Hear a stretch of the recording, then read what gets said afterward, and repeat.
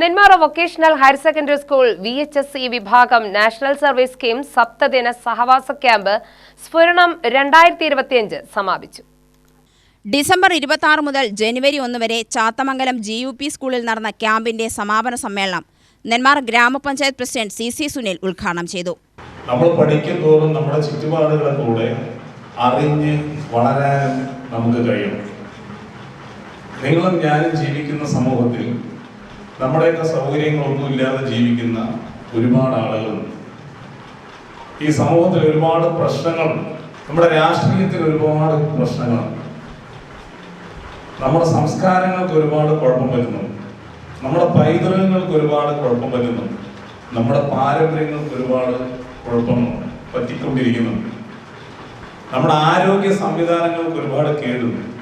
നമ്മുടെ സാംസ്കാരിക പൈതൃകത്തിന് ഒരുപാട് കോട്ടം തട്ടുന്നു. ഈ കോട്ടങ്ങളും ഈ വൈകല്യങ്ങളും ഈ കേടുപാടുകളൊക്കെ തിരിച്ചറിഞ്ഞുകൊണ്ട് വേണം വളരുന്ന ഒരു സമൂഹം നമ്മുടെ നാട്ടിൽ വളർന്നു വരേണ്ടത്.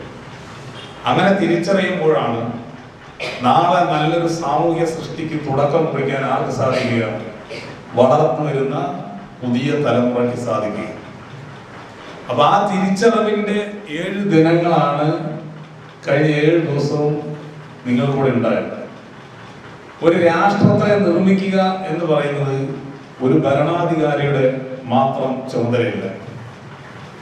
നല്ല പൗരന്മാരുണ്ടെങ്കിലാണ് ഒരു രാജ്യത്തിന്റെ നിർമ്മാണ പ്രക്രിയയുടെ ആദ്യത്തെ കല്ലിടാൻ കഴിയും. Nenmara GGVHSS PTA president K Baburaj അധ്യക്ഷനായി.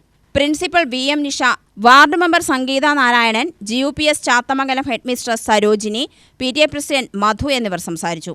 കുമാരി ദിയ ദിലീപ് ക്യാമ്പ് അവലോകനം നടത്തി. പ്രോഗ്രാം ഓഫീസർ ഡോക്ടർ ഫാരിസായം നന്ദി പറഞ്ഞു.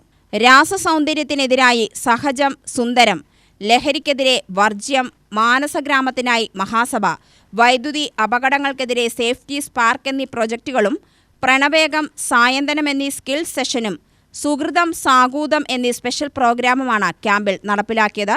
Avitis medical institute of medical സയൻസുമായി സഹകരിച്ച് മെഡിക്കൽ ക്യാമ്പ് നടത്തി. കുട്ടികളുടെ വ്യക്തിത്വ വികസനത്തിനും നൈപുണ്യ വികസനത്തിനും ഉതകുന്ന പ്രവർത്തനങ്ങൾ ക്യാമ്പിൽ ഉൾപ്പെടുത്തിയിരുന്നു. UTV news, Palakkad.